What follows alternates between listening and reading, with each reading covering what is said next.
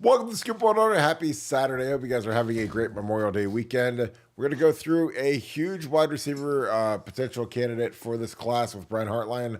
We're going to take your questions. We're going to talk a little bit about where is Ohio State right now. They've got another 4-day weekend. The kids are off on Friday, Saturday, Sunday. They'll be back Tuesday, back at it. So a lot of these things are traveling around, so we're going to break all of that down. And also, as always, take your questions. We appreciate you guys. I hope you guys are having a great Memorial Day weekend. Again, we appreciate you guys patronizing us via the Pay It Forward mechanism. Again, we appreciate you guys taking care of our veterans, especially on Memorial Day weekend. This is a huge weekend to show your thanks, show your appreciation for everything that people have done for this country in terms of service and in terms of taking care of the freedoms that we hold dear. So make sure you take care of a veteran this weekend, show your support, and say thank you and appreciate that. Again, we appreciate all of our veterans. Again, with Pay It Forward, we've signed up a ton of new military members to BuckeyeScoop.com. So we appreciate you guys super chatting and helping pay for that endeavor, because we've signed up a ton of new people, and we appreciate you guys helping us out with that. As always, if you guys enjoy this content, please say like, click subscribe, also click that little alert bell. If you guys do that, as always, you guys will never miss a new show. We go at 7 p.m. every night. So we're going into the NBA game tonight, the Celtics and obviously the Pacers. Interesting game tonight. So we're going to go into that, and we appreciate you guys as always. Going to bring in my good friend Nevada. Quincy Porter is the subject of our show tonight. He is a 4 to 5 star-ish type wide receiver from Bergen Catholic in Jersey. Good-looking kid. Again, we've got a lot of guys that are trying to jump in the boat for the wide receiver class. Jamie French, Vernell Brown, Decorian Moore, but there's always a plan B-ish type crew, and Quincy Porter is firmly in that. He's got Bama, he's got Georgia, he's got Florida, he's got Florida State. Big time player. But your thoughts on Quincy Porter as we get into the recruiting season and camp season?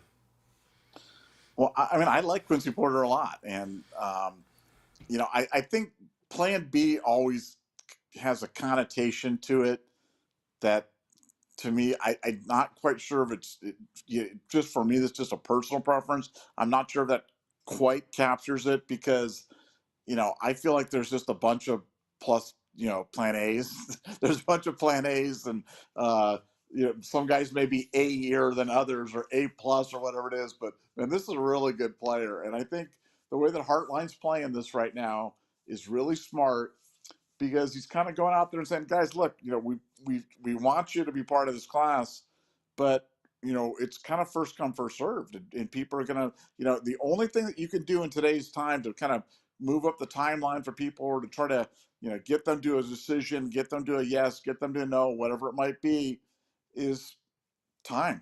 And I think time is the great equalizer when you've got a number of guys that you feel are fairly equal. Who's going to be a better college wide receiver? Decorian Moore, Vernell Brown, Jamie French, Quincy Porter.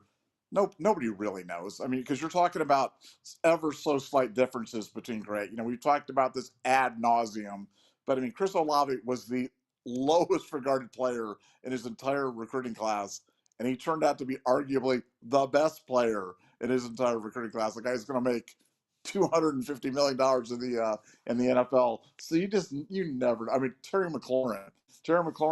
I remember vividly the day that he committed, and you want to talk about met with the biggest collective yawn of all time. That would be Terry McLaurin's commitment, because no one cared about some 3-star wide receiver from Indiana. And now, I mean, I don't know, he's 28 million a year, 35 million a year, whatever he is for Washington. Just a mainstay NFL #1 type wide receiver. So you just never know. But Quincy certainly got that kind of ability. He's certainly a guy that's highly regarded by Ohio State, and his name has been circulating more within Ohio State circles. They've been mentioning more. Now, is that just a smokescreen? Is that because they feel like they're losing confidence in Decorian or Vernell or Jamie French? I really can't say. I just know that I've been hearing his name more. I think he's really good. I think he's a guy that is certainly someone that they're talking to, but I know that they're extremely confident on those top guys as well. So how do they get them all in?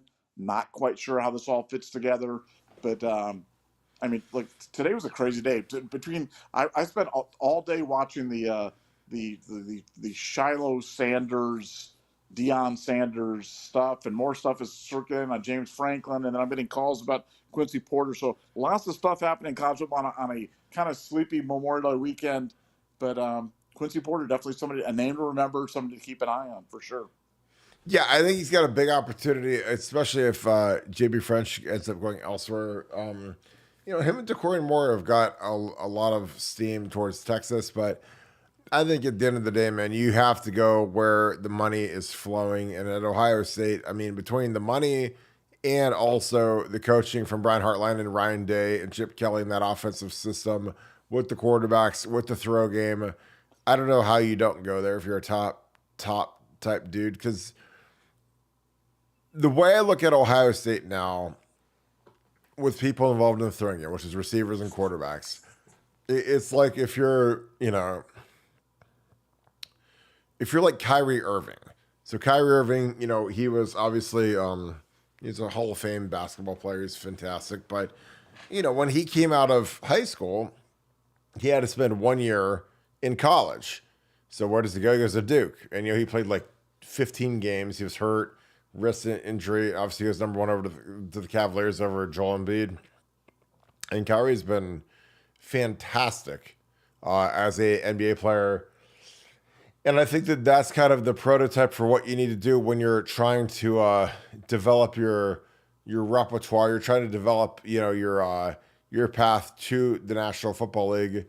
And with Brian Hartline, with Ryan Day, with Mickey Marotti, with Chip Kelly, you've got basically like it's not even like a paved road. It's more like a bullet train. It's more like if you're trying to go from like Tokyo to wherever, and you're in a bullet train, it takes you 300 miles an hour to go get somewhere. Like, that's what it's like right now. So if you do the right things, you do what they tell you to do, what they prescribe you to do, you play the right role, you're going to go first round. Again, I talk ad nauseum about Marvin Harrison. Marvin Harrison, obviously, probably the best receiver in Ohio State history based on his draft position. We'll see what he does in the league. But, with Marvin, his freshman year, he didn't even play. He was, eating sunflower seeds and towel around his neck and the rest of the nines. And when Garrett and Olave sat out the Rose Bowl, he turned into, a monster. And I think that that's kind of the perfect prototype for Ohio State football when they're in recruiting, when they're going after these kids that are from all over the country and saying, hey, look, I know that if you're a Florida kid or you're from Texas or you're from Jersey, like Quincy Porter is, it's a short-term sacrifice for a long-term magnificent gain. So, with this kid, it's like, I can't go to Rutgers or Penn State, but I go to Ohio State for a couple years, and, in 3 years, I'm a first-round pick, and Mama don't have to work no more. Mama's good. Mama's retired. So it'll be very interesting to see what Quincy Porter can do. Nevada, we were talking a little bit about we talked a little bit like pre-show about the potential topics.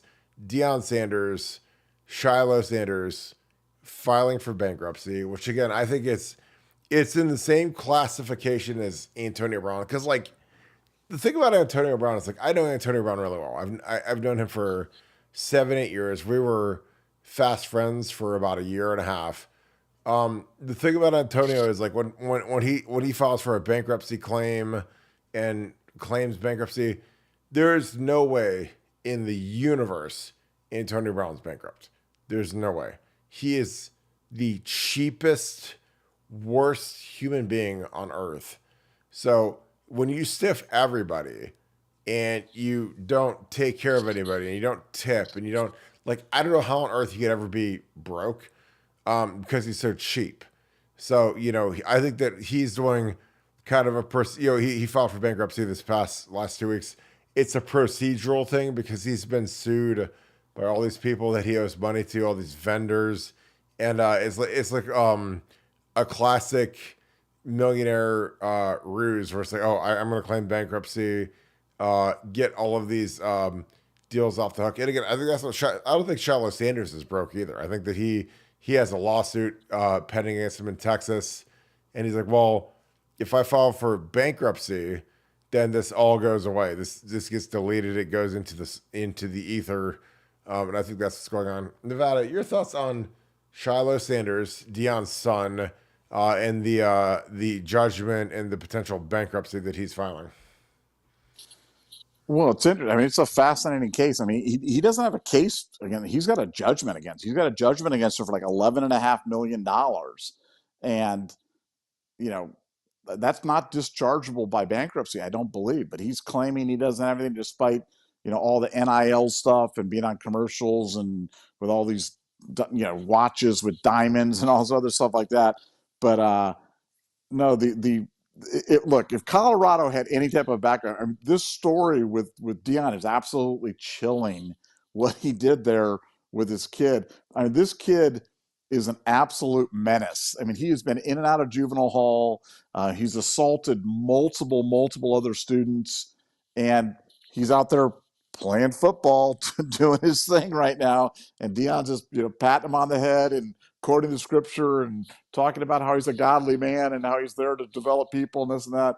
And his kid is an absolute thug, and it's really an amazing story. But we all knew when Deion went to Colorado that it wasn't going to last long. He was going to go there just to promote his kid, just to promote his brand, and he's going to be out there. I mean, would anybody believe for a second that he's going to be there in 3 years? Or there's no chance. There's absolutely no chance. No, none. And the national media's affair with Deion is absolutely sickening. I have to turn it off every time I see it. The amount of attention that program gets, and it's great. I mean, they say, "Oh, it's great. Deion's doing great." But dude, this is not a good person. This is not a person to emulate. This is not a person who's doing the Lord's work or developing young men or doing. He is developing the Sanders brand, period, and protecting the Sanders brand, and he doesn't care what happens to people that kind of get in the way. And this poor security guard gets assaulted, has got permanent nerve damage, permanent partial paralysis, and he's there trying to cover for his kid. Now, I know we all love our kids, but at some point, people have to be held accountable for what they're doing and for their actions. And the fact that this guy is running a major college football program right now is it's just disgusting. It's absolutely disgusting. Now, Antonio Brown, could Antonio Brown be bankrupt? Yeah, like I said, know him personally. I'm just telling you, it would be like if you filed for bankruptcy. I'd be like, there's no chance in the universe that you're actually bankrupt. It's like it reminds me of Trump. Like, and again, I love Donald Trump, but it's like he's filed for bankruptcy to get rid of judgments and creditors and people that were suing him, and it just deletes everything because Antonio Brown made like $80 million in the NFL. He is the cheapest human being I've ever met in my life. And I've met some really cheap human beings. He is the cheap. And again, there was a time where I loved AB. AB and I were boys. I went to Latrobe to see him in camp. He came to the Arnold Classic to see me. We went to Vegas together. I went to Lauderdale and I've been in his house. I mean, there was a time where I was like, he's like my, great dude, friendly, kind. He is like he's like a feral ghoul at this point. He is the dumbest, most worthless human being on this planet now. So when he files for bankruptcy and he makes a big, calls it CTESPN, all that, it's more like he's got judges, he's got a bunch of lawsuits against him. Everybody in the world's suing him because he doesn't pay any bills. And so I think that somewhere along the line, somebody's was like, well, if you put all of your stuff in someone else's name and you file for bankruptcy, then you can skate all of these judgments. And I think that's exactly what he's doing. And again, like, I don't like to let it, because like there was a time where AB was one of the nicest human beings in the world, a great person, monster in the NFL, and he's turned into it's like seeing like a friend that you used to know from high school who's a good person, and now they're like homeless and a drug addict on Skid Row. Like, that's what AB's turned into. And it's sad. And like, I wish that it wasn't like that, but that's what he is now. He's a worthless, terrible human being. And again, I didn't like him because he was some great NFL player, some number one overall pick in fantasy. I think he's a good guy. I mean, I met him at the Arnold Classic, and he couldn't have been nicer. And when he was walking around 8 years ago at the Arnold Classic, nobody even knew who he was. It wasn't like he was AB. It wasn't like he was on the cover of Madden. He was kind of like on that cusp of growing into what he became. But he turned into just like an awful person, and it's sad because if he wasn't a total douchebag, I mean, he'd be in the Steelers Ring of Honor. He could have been in the Raiders Ring of Honor. He could have been in a first round pick or a first round guy in the Pro Football Hall of Fame. I mean, he has a shot to make the Hall of Fame, but he's such a douchebag. I don't know if he's ever going to make it. And again, I don't care because it doesn't affect me either way. I genuinely do not care. But he's so stupid. He's so worthless. He's such a bad person that kind of is what it is. So you have to figure out like what's really good when you deal with people like that. And honestly, it's sad, man, because like, if you're a Pittsburgh Steeler, again, and I grew up a Browns fan. I'm from Northeast Ohio, from Canton, but like, there's certain organizations where if you just do right and you're good by the organization and you do the right things and you're a good person, you show up to the golf outings, whatever, like you can print money. Like if you play for the Green Bay Packers, if you play for the Cleveland Browns, you play for the Pittsburgh Steelers, and you're just a good person, go to the banquets, meet the business people. Like it's literally an annuity unless you're a complete moron like Antonio Brown is. Because otherwise, like you're gonna screw the pooch. And again, I'll bet every dollar I'll ever make in my life that he's not broke. I mean, he filed for bankruptcy, all these judgments against him. It's I mean, in his mind, he's trying to be slick and have a procedural move go against him, but it's just not happening. Again, like eventually, like people have to come to grips with the fact that he's trying to finesse them, and I don't think it's really going to happen. So, Nevada. Well, let me ask you a question Sure. about that. This is something we've never talked about that I don't remember us ever talking about. Not on the air, not off the air, but obviously Antonio Brown is dealing with some serious psychological issues, and that's no joke. That's not a laughing matter. I mean he's he's sick, just like people that are sick from cancer. And there's something really wrong with him for him to transformed from kind of the person that you knew to kind of this shell of a person right now.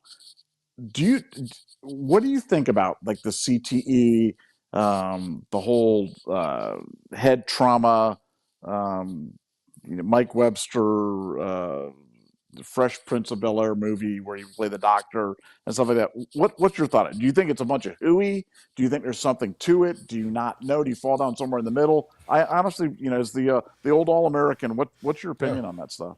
I think it's a varying degree, every level. So it's not like, well, I played 8 years, and so that means I get to act like a moron. I get to act like I don't know what's going on. I get to act like a total idiot. But it's like, I don't think AB's was CT. I think obviously, he had that bad Bengals hit where he missed the next game versus the Broncos. But to me, I think it's more drugs. I think it's more weed. I think it's more just being a stupid moron than it is CTE. Now, CTE is obviously severe. Again, like guys like, I had a really stupid coach at Ohio State. When Junior Seau like drove off the cliff and tried to kill himself, and then he ended up shooting himself in the chest. I mean, Junior Seau was like one of the greatest players in the history of football, and killed himself, shot himself in the chest because he wanted the neurosurgeons to study his brain. So he didn't shoot it like most people that commit suicide shoot themselves in the head. Junior Seau went in the chest so that they could study his head. And like when he drove his car off the cliff, I'm like, dude, he tried to commit suicide. And I had a coach at Ohio State who's a moron and never coached again after Jim Tressel got fired. And he was on PJ Fleck's staff as a GA or whatever. But he literally said, oh, no, he didn't. There's no way a guy like him would ever. I'm like, dude, like he drove his car off a cliff and by some miracle of God survived. So I think CTE is severe. I don't think that it's as big of a deal as it used to be because, again, they've taken away contact from high school, they've taken away contact from college, they've taken hits to the head out of the game. There's targeting now, so it's a way different universe than it used to be. But like when you're a guy like Mike Webster, again, the guys that get the most screwed up are the linemen because the linemen, when a guy like Mike Webster is living in his car and commits suicide and he's a mess, those guys hit in practice every day, head-to-head collisions.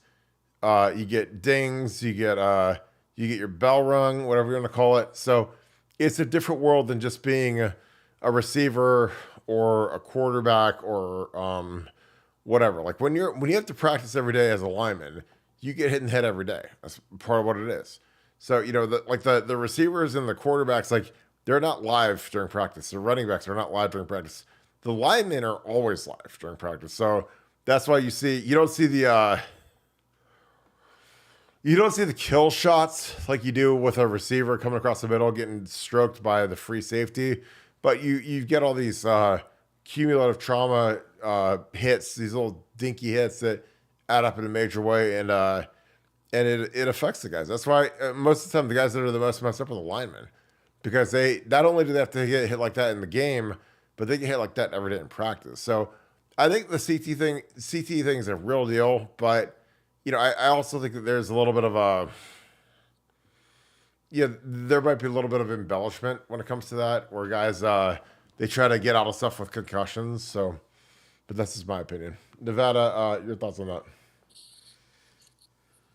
Yeah, I really go back and forth. I really feel,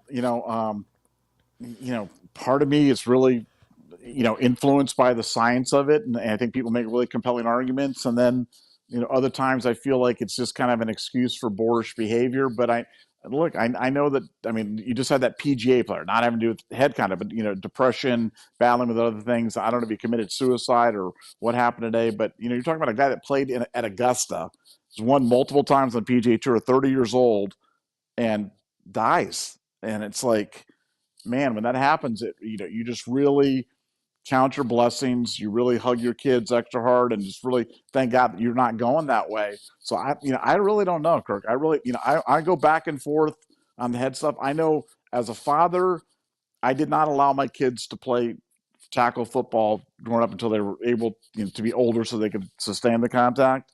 And I think that's what I probably would recommend to just about anybody. Not that they don't play football, but that they just don't get the cumulative head contact when they're younger, because I'm not sure if that's necessary. Now that might make me, I just might be, you know, coddling Katie or whatever you want to call me. But do I think you can get the same thing from hockey? Do I think you can get the same thing from soccer balls bouncing off your head? I do. I don't think it's good to have anything smacking off your head when you're younger. If you're doing karate, you should be taking kicks to the head or anything repetitive head contact. I think until you're developed a little bit more, not that it's ever good for you, but I think that there's probably times when it's better for you. So that's the best answer that I can give you. But your opinion on this is way, way, way more valid than mine because you've been there, done that. Well, I'm not like I said, I'm not scared of it, and again, it's part of the cost of doing business. And again, I'm not trying to be, Billy Bad Dude or whatever, but it's just like when you look at what a lot of professions are, like the grittiest, toughest professions in the world, it's people that are coal miners, it's people that are ice fishermen, it's people that, again, and football's not like that, but you got to have a certain amount of grit and toughness to you, because again, every day could be your last. And that's not me being, it's not me pontificating, it's not me being soft, it's not me being, oh God, Kirk, drama queen, whatever. But Tyson Gentry, who was probably the kindest, greatest teammate I'd ever had.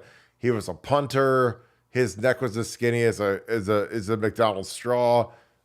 He was paralyzed in front of me in '06, like paralyzed. He was helping out, because a lot of times when we were short on wide receivers, our backup specialists would go run routes, whatever. And Kurt Coleman hit him, but it wasn't like, again, I love Kurt Coleman. Kurt Coleman's a great teammate, great kid, great NFL career. But like the hit that he hit Tyson with was not a bad hit, but Tyson hasn't walked since. Motorized cart, artificial insemination for his wife to have their kids. But again, when you see someone get paralyzed in front of you, it changes your mentality, man. And again, you might be the hardest, toughest, most ruthless human being in the world, but when you see a really nice kid make it so that he can't walk ever again, it stiffens up your upper lip. You get a little tougher because you're like, hey, that could be me, because this isn't some pontification. This isn't some movie that I watched on a Thursday night. This is 10 feet in front of me. A guy in the horseshoe never walked again. I remember we cut that practice short, and Jim Bowman said, he didn't move an inch at all because he couldn't.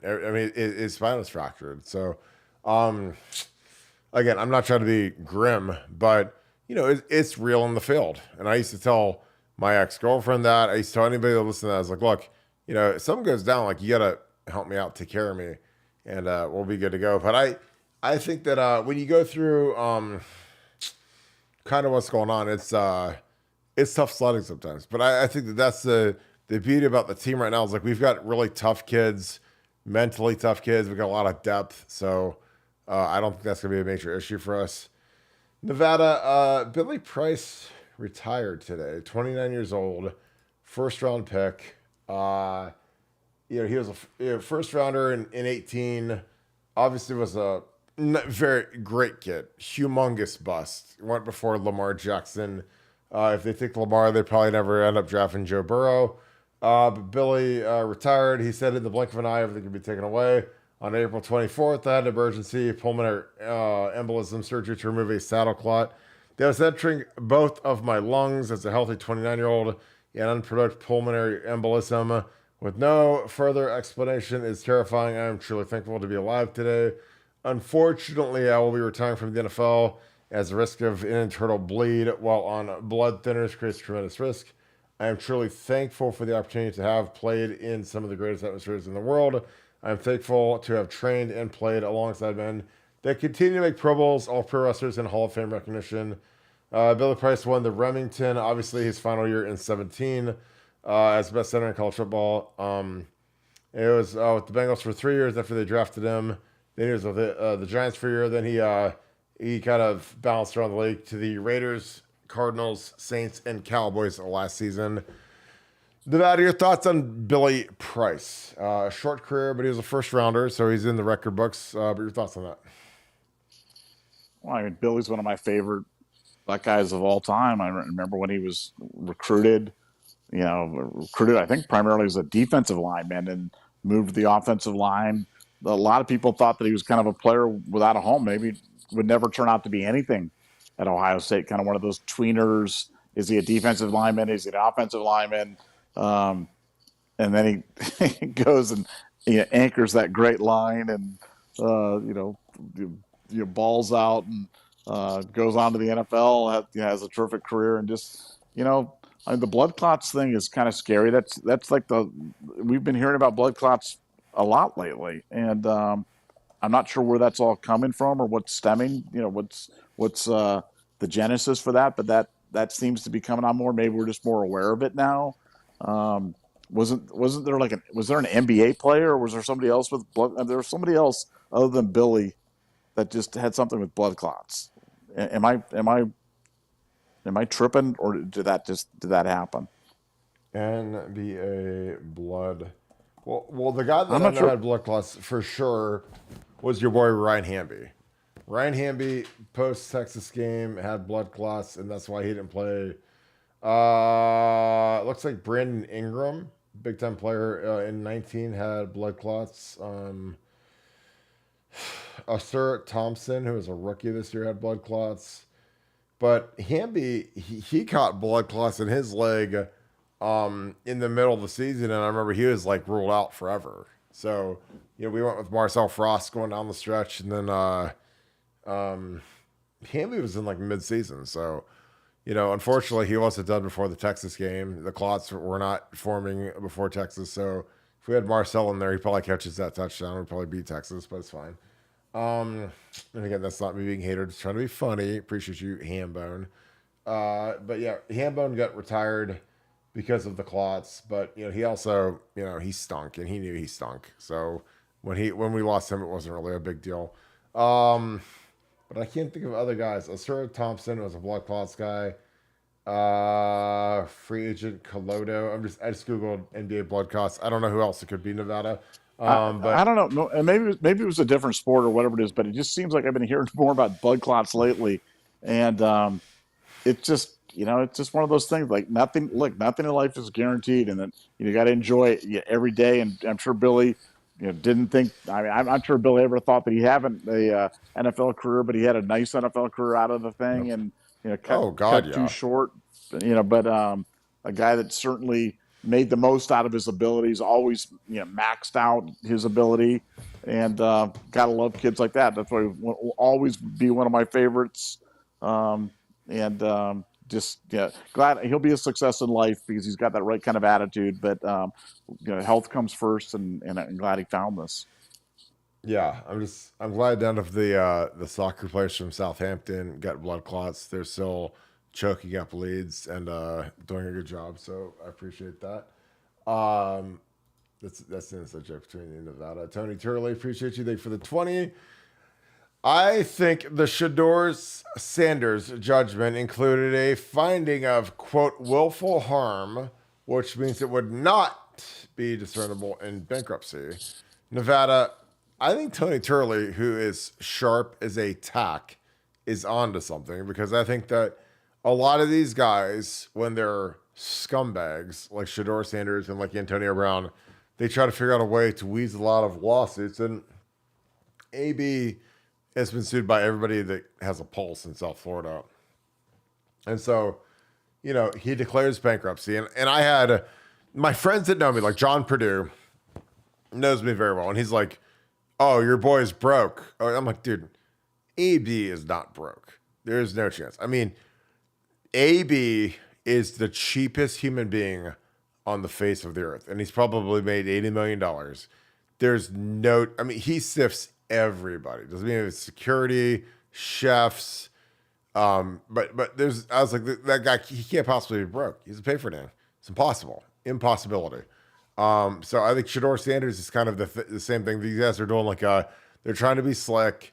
They've been sued. Again, you said there was a judgment or summary judgment or whatever against them, and they're trying to skate on it. So like, well, I'm going to declare bankruptcy and I don't have any money. And, my sister or my dad or my auntie has all my money now and it's not mine. So I can't possibly afford to pay this. But I think these guys don't think they're being slick when they get these lawsuits where they're getting smoked and it's game over. But Nevada, your thoughts. Tony Turley, I appreciate you, my friend. I hope you're having a great Memorial Day. Thank you for being ultra for the 20. He says, I think that Shador Sanders' judgment included a finding of willful harm, which means it would not be dischargeable in bankruptcy. I hope Tony's right, for the love of God, because I don't think that these guys should be allowed to skate on lawsuits by claiming bankruptcy or filing bankruptcy. But what are your thoughts, Nevada? Yeah, I don't think I've never been under the impression that he was going to be able to escape it from bankruptcy, and it's hard to hide assets. It's not just like you can just go, oh, I gave it to my sister and now it's not mine, haha. I mean, the bankruptcy courts they're pretty clever about that stuff, and they can see through that.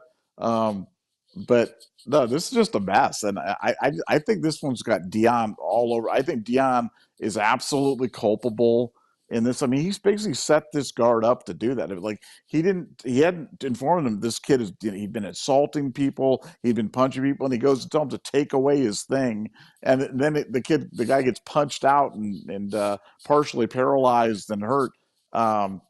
I just think it's just a mess, and I think Dion's a mess, though. I am personally offended by the whole Colorado circus and the whole thing because I just know it's a sham. I look at that and I'm just like I'm not buying. I mean Dion and his. I buy Dabo more than I buy Dion. Okay, I find Dabo Sweeney to be more credible and more likely to be actually an honorable person than Deion Sanders.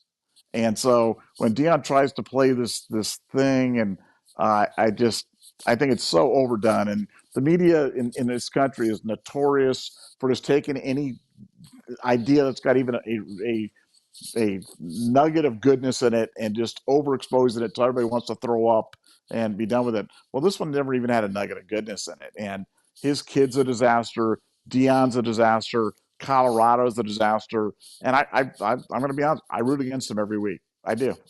So when they were successful early on last year, didn't make me happy. I was not happy for Colorado, and maybe that makes me a bad person, and that's okay. You go Nevada, you're a big meanie. You don't like Colorado. You don't like Coach Prime.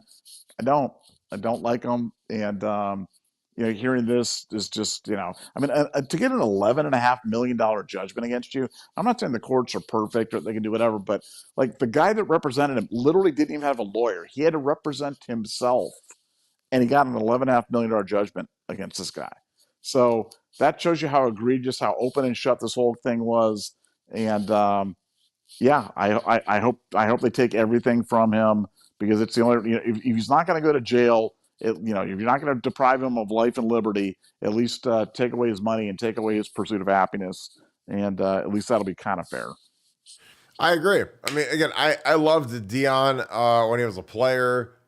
He's the king of swag. Nobody's ever been more swagged out than Dion. All of the little stupid nuance stuff guys do with jerseys, it's all Dion. Long sleeves, bandanas, rolled up pants, the socks, the tailored jerseys, like it's all Dion. But like he gets to Colorado, and again, I'll be very honest, I'll be very fair, I'll be very direct. I'm not a Colorado football fan, but I went to like 3 Colorado Buffalo games because Kim's parents lived in Boulder. And so, when you live in Boulder, like a good thing you can do just to be kind and sweet and generous is support the local football team. So they bought season tickets. They had 4 season tickets to every game. Now, mind you, this is not like buying season tickets to an Ohio State home where you have to sacrifice your children and go into debt and donate plasma and sell your mom into slavery to be able to afford the tickets. Like Colorado season tickets were dirt cheap because they sucked. They were terrible. So every year I'd go to a Colorado game when they had, Mike McIntyre, or whatever other bum they had as a coach. And then Prime shows up. And of course, my in-laws moved to Naples, thank Christ. And we didn't go anymore. But, so I'd gone to Colorado games, and they're not great, but we saw them play UCLA and USC and the Song Girls and the whole 9 yards. But I think Dion is going to ruin that place. I think that there are people that are stupid that have funeral home services that think that Dion's a huge benefit for the program. I don't think it's the case. I think that in a year he's gone. I think when his son goes to the league, Dion's gone. Like, he is not going to try to rebuild that thing. He's not going to try to make it into a real program. I mean, he hit while the iron was hot. He decided, hey, I'm going to go and make this into the ESPN Now program, the Nike Now program, because of his son. Shador is going to be a top 5 pick in the draft. And when he leaves, I mean, Colorado is going to be impossibly bad. Impossibly bad. So, it'll be interesting to see how quick he leaves, where he wants to go. I mean, I can see him when, Shador goes to the league, and Travis Hunter goes to the league. He's going to want to go to Florida, Miami. Florida State's probably an outlier right there. But, I mean, like, Florida is at death's door without their head coach. So, I can see him going down there. He doesn't fit Colorado. It's a terrible fit. But I think that he'll drive into the ground. And when his son leaves, who's like a cheat code, all of a sudden it's going to be a whole new world. Deb Sobel, appreciate you, my girl. Thank you for the 50. Thanks for being an ultra member as well. In honor of Gary and all those who made enormous personal sacrifices in defense of our country, Nevada OH. Yeah, Deb, I mean, this is a very difficult weekend for a lot of people. My uncles served in Vietnam. They served in the War of the Pacific. So I grew up hearing war stories, and most of them have passed on. So to honor them during Memorial Day is very important. Again, if we don't win, the war in the Pacific was the most difficult military battle in the history of the United States, and we won it. And thankfully, we maintain what we are now. So it's a heavy weekend with Memorial Day because I remember a lot of my um, not upperclassmen, but I go in that football mindset where it's like you've got your uncles and your and the rest that have served, and you got to remember what they did and the sacrifices they made, and some of them didn't die over there, but they came back and the quality of life wasn't great. They weren't feeling too hot. So my wife works at the VA. We try to do the best we can to restore the honor of our soldiers and make sure that we honor them as best we can. But I appreciate that super chat. Nevada, Deb says, in honor of Gary and all those who made the enormous personal sacrifices in defense of our country, what are your thoughts as we head into Memorial Day in 2 days? Yeah, I mean, look, I've, I just think it's a day of, for me personally, as a military brat, who's somebody who grew up, traveling around the world, chasing my dad around from Air Force Base to Air Force Base. Um, I have good memories of it. I think it's, to me, it's not a sad day. It's a happy day to think about all the great things that the military has done and the amazing accomplishments. And I mean, the fact that we were fought in World War II and we were able to fight two wars simultaneously, one in Europe, one in the Pacific.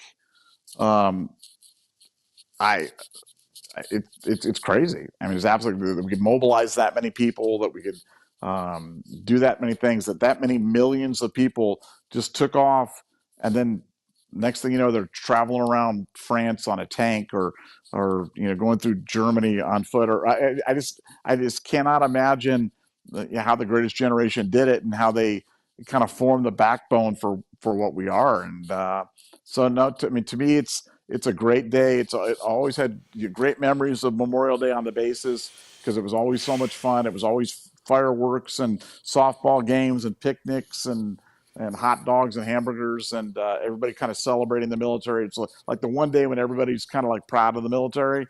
But as a military brat, you were always proud to be, that your dad was in, and that you were kind of, you when you're a military brat, you feel like you're serving too, because you're moving every 12 months. You're moving on to new bases, and you're doing all that stuff. So, to me, it's a fun weekend. I'm going to go to a baseball game tomorrow. I'm going to go to the Guardians are playing out here against the Los Angeles Angels. So I'm going to go cheer on the Cleveland Guardians tomorrow.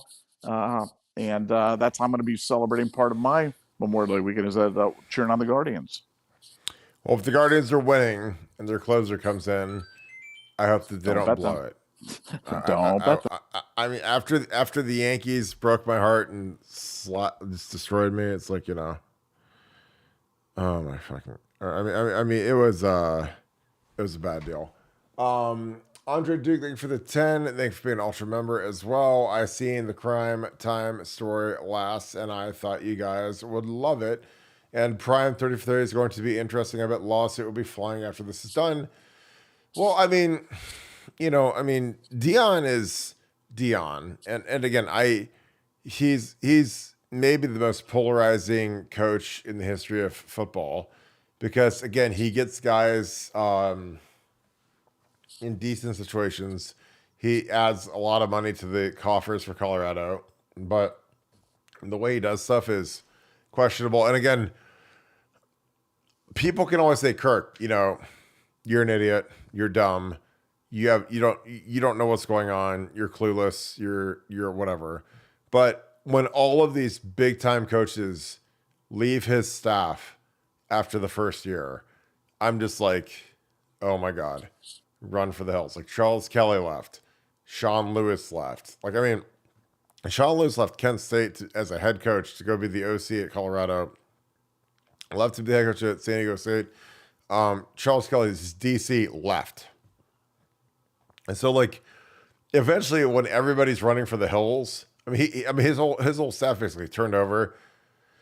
like I think that a lot of these guys that are big time coaches, they look at what's going on in there and they're just like, this is insane. This isn't sustainable. This is crazy. This is Elizabeth Holmes. I mean, Dion to me is Elizabeth Holmes with Theranos. And he's going to snow people over that are stupid and don't understand football. And again, I love Dion. Like Dion with the 49ers. I mean, that was my team in Madden 96. Like that was my guy.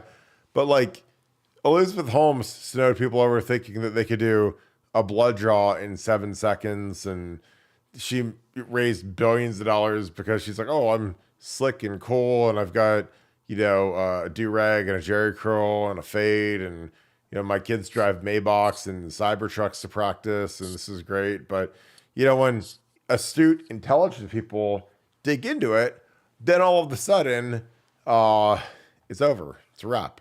So I think that's what Dion is. He's the Elizabeth Holmes of college football. And I hope you guys quote me on that because it's the most perfect analogy I think I've ever made in my life. Nevada, Andre Duke says for the 10, I seen the crime time story. And when I think of crime, I think of Crime Dog, Fred McGriff. Last, and I thought you guys would love it. And Prime third sure is going to be interesting. I bet the lawsuit will be flying after this is done. Nevada, your thoughts? Yeah, well, first of all, I want to thank Andrew for pointing that out because I would not have seen it had he not shared it on our board, which is great. Another example of how the board at BuckeyeScoop.com, great place to be. We grab topics from there all the time that we discussed here on the YouTube. This is a classic example of that. So thank you, Andrew, for doing that. Secondly, interesting thing about this lawsuit was the guy didn't even think to bring the lawsuit. The lawsuit was brought by Workman's Comp to sue Dion because they wanted to recoup the money they had to pay for his surgeries. And so that's where the whole lawsuit came from. It wasn't even him suing.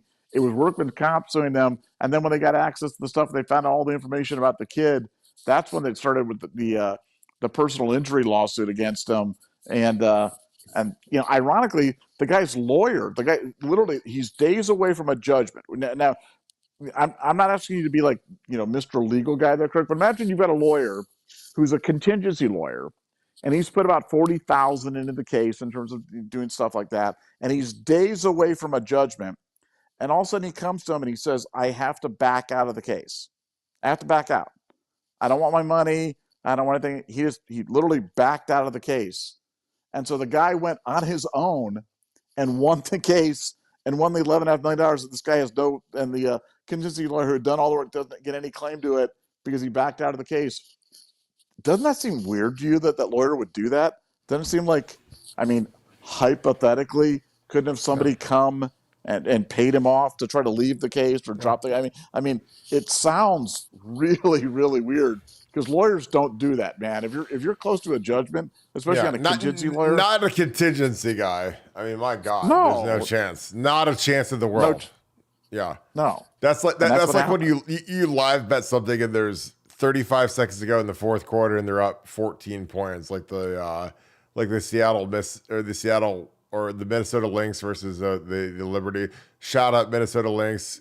Get me paid today so I can get an extra cheese on my Five Guys tonight. But that's just it would raise an eyebrow because again, those contingency guys are making 35% whatever your nut is, whatever you make.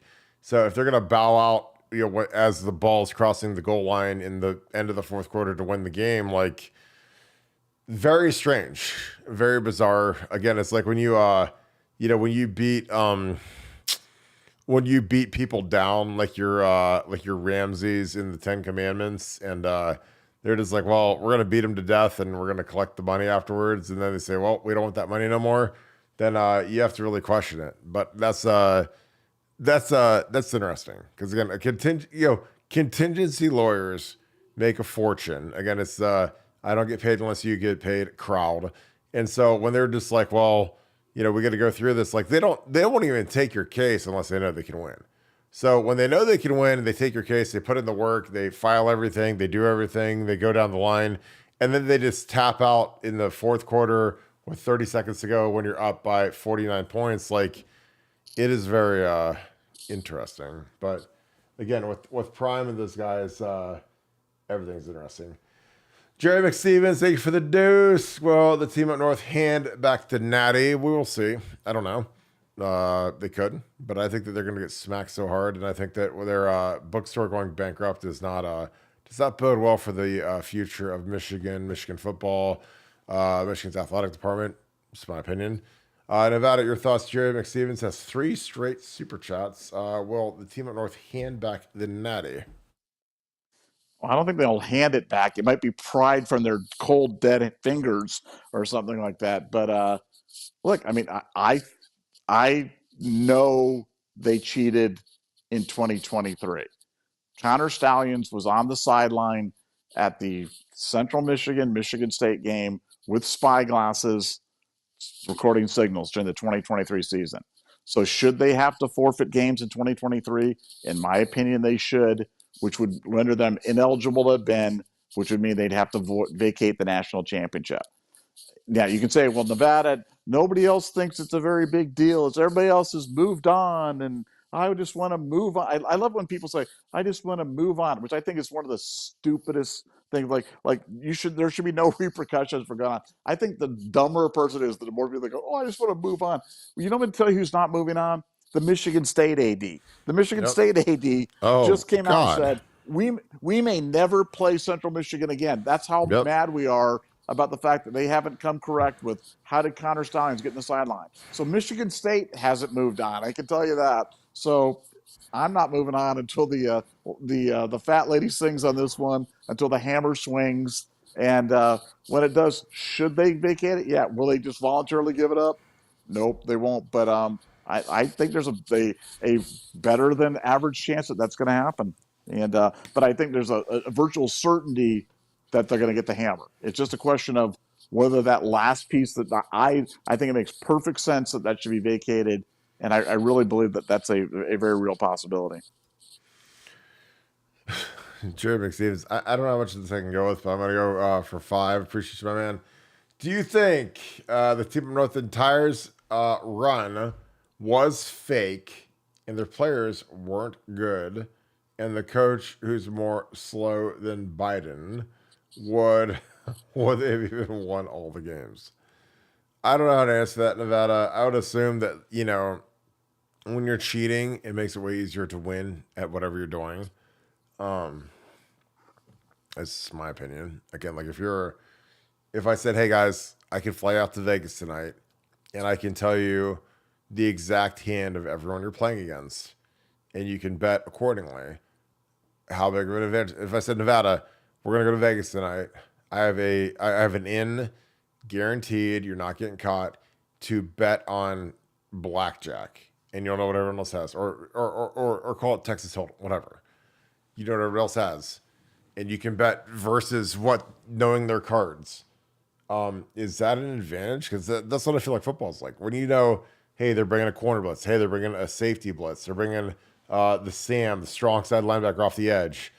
They're tilting, hey, we know the coverage. Like, that is a monstrous advantage. So yeah, I think it helped him, and I think that Harbaugh knew that, and he had to get out of Dodge. But what are your thoughts about it? Jerry McStevens says for the 5, do you think the Team Up North's entire run was fake and their players weren't all that good, and the coach, who's more slow than Joe Biden, would have had even won any games? Your thoughts about it?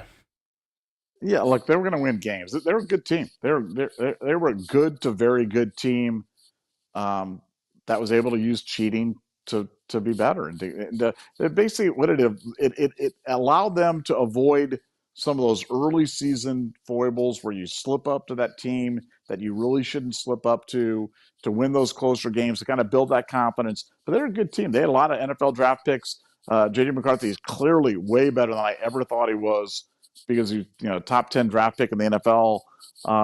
And so no, they were a good team, but both things can be true. They can be a good team and they cheated and it made a difference. Because the difference in Ohio State winning the national championship 2 years ago against Georgia was a hold and a field goal.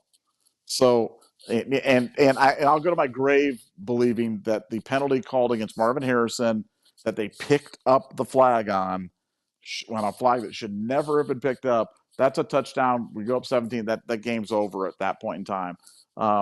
So I think for, the differences are so subtle. The football games generally are decided by 1, 2, or 3 plays. And so when you've got an edge and you've got an edge specifically on defense where it's going to be run or pass, what direction it's going to be going, is that the difference in 1 or 2 plays? Yeah, for sure it is. And so I think that their success was not solely related to their cheating, but their cheating definitely related to their success. And that's what I believe. Totally agree. Jerry McStevens again. Thanks for the dudes. Would you guys agree the team up north is worse than the Astros? They're on par. I mean, the Astros obviously were banging their trash can or the dugout to tell if it was a fastball or a slider or whatever they did. So it's the same thing. And you see how that Astros team has been judged, how they've been smacked. I think Michigan should deserve the same type of fate. Nevada, Jeremy Stevens asks, would you guys agree that the team up north was worse than the Astros? I think it's on the same type of plane. Yeah, I think, frankly, it's the Astros is really the only sort of thing in any sport that I can really think of, because that involved electronic surveillance, that involved kind of organizational buy-in, that involved on-field cheating that directly, impact knowing what pitches are coming off speed or fastballs, etc. I think the Michigan one was longer. I think the Michigan one, the Astros might have been doing it for a year or 2. I know that Michigan was doing it for at least 3 years. And so maybe from a longevity standpoint, you give it to Michigan. Also for Michigan, it affected both offense and defense, whereas for the Astros, it only really helped them when they were at bat. So to me, the Michigan one's got them. I think the Michigan one's got them, but the Astros is certainly another example of, that is definitely that's the company that they keep, is the cheating Astros and their tainted World Series trophy. Totally agree. Well, Nevada, let's wrap this thing up. Saturday, Memorial Day weekend. Any final thoughts as we go into the Celtics Pacers? Tyler Halliburton is out, hamstring. That's a big deal. Your thoughts? No, just appreciate everybody being here. I think our store officially closed yet, Kirk? Or is it closed tonight at midnight? Is that tonight? Yep. Okay, repthescoop.com. Last chance to buy merchandise before Father's Day. It will be delivered before Father's Day. Do yourself a favor and buy yourself something nice. And other than that, enjoy the NBA action. Enjoy thing, and go Guardians. And we'll talk tomorrow after the Guardians game. Appreciate you, brother. As always, I hope you guys have a great Saturday night. Thank you for being a member of Buckeye Scoop. Thank you for being a member of the Scoop World Order and BuckeyeScoop.com. As always, we appreciate you guys so very much. Huge episode tonight because you guys made it one. Hope you guys go off in tonight and have a great Saturday night. We'll be on BuckeyeScoop.com all night tonight. So appreciate you guys. With that being said, as always, if you guys can leave us a like, that is huge for this episode. Click subscribe. Also click that little alert bell. Those are huge for growing our page. So we appreciate you guys each and every night for doing that. As always, thank you so much. If you shout out where you guys are watching from, shout out who you guys are watching with, shout out a veteran that you would like to thank, put that in the comments. As always, we appreciate you guys. Thank you so much, Buckeye Nation. Thank you, Scoop family. I hope you guys have a great Saturday night. We'll see you guys tomorrow at 7. Go Bucks.